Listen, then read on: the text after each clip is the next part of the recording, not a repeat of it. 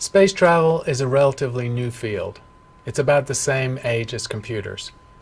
Space travel has only been possible in the last 50 or so years, and for most of that time was dominated by the efforts of two countries, the United States and Russia, formerly the Soviet Union.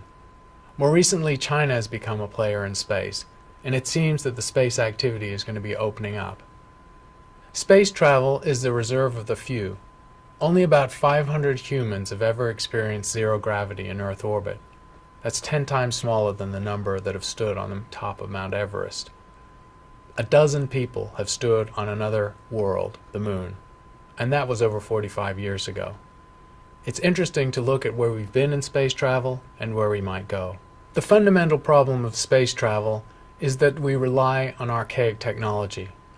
All space travel currently depends on chemical energy, either from solid or liquid fuel rockets. And this is not any way we can go further than Earth, Moon, or its near vicinity. Most of this effort was of course spurred by geopolitical competition during the Cold War between the United States and the Soviet Union. There will need to be new motivations of exploration or commerce if space is to open up again in a new frontier. In the past few years in the United States, NASA has seemed to be in the doldrums. Its budget is static, and two of its most prominent projects have not been seen as widely successful. The Space Shuttle was originally envisaged as a space truck due to go up once a week, carrying astronauts and goods into orbit. It never achieved more than about a dozen launches a year, and the true cost of a launch was close to $500 million. The International Space Station, when the final price tag is known, will probably cost close to $100 billion, and it's relatively unloved by scientists. The idea of using the space station as a base for commercial enterprise has never panned out. It is, however, a useful base for international cooperation in space. This doldrums currently is frustrating because the technical talent available to the space industry, within NASA or outside NASA, is phenomenal. There's a lot of innovation going on, and there are ideas on the table that could break open the whole activity and take it to a new level. The shuttle is now retired, and even though 2 out of the 5 shuttles were lost catastrophically with the death of 14 astronauts, the shuttle was generally perceived to be a success, enabling the space station to be built and carrying out a lot of initiatives in Earth orbit. The space shuttle also has the most exquisite and high-performing rocket engine ever built. This montage shows all 135 launches of the space shuttle. T-minus 10, 9, 8, 7, 6. We have engine start. 5, 4, 3, 2, 1. and we have liftoff. And the history's largest astronaut crew is on its way. Space Lab 2. Shuttle has cleared the tower. Roll program initiated. Houston controlling now. Roger, roll, Challenger. Americans return to space as Discovery clears the tower.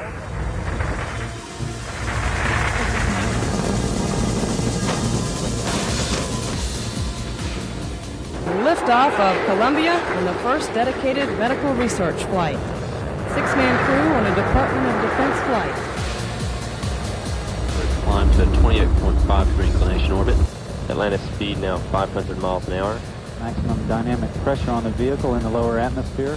Heading engines at 100%. Well, the vehicle's rate of speed will virtually triple. Flight controllers standing by for burnout and jettison of the twin solid rockets.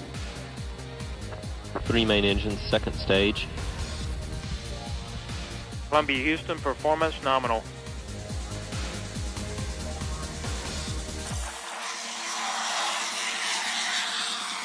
On a heads down position, on course. Space Shuttle Columbia with the Microgravity Science Laboratory.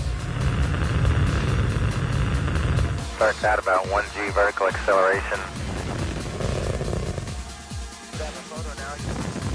The fuel cell was a little cool. All systems on board are continuing to perform well. Good solid rocket booster separation.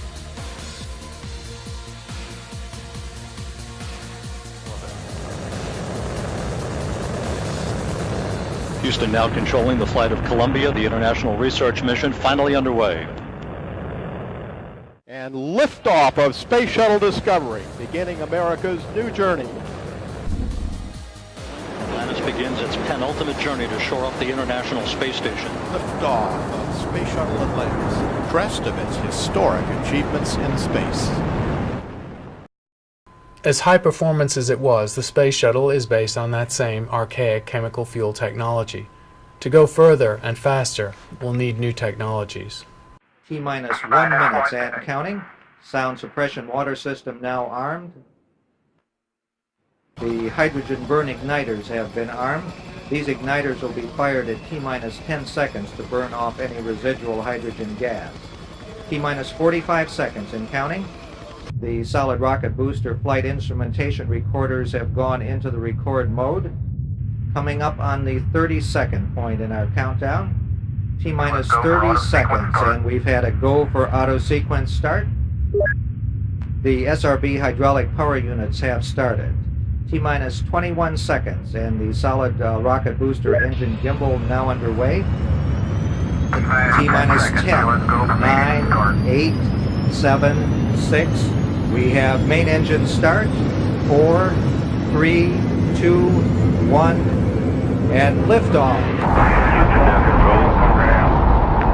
Roger, roll, Challenger.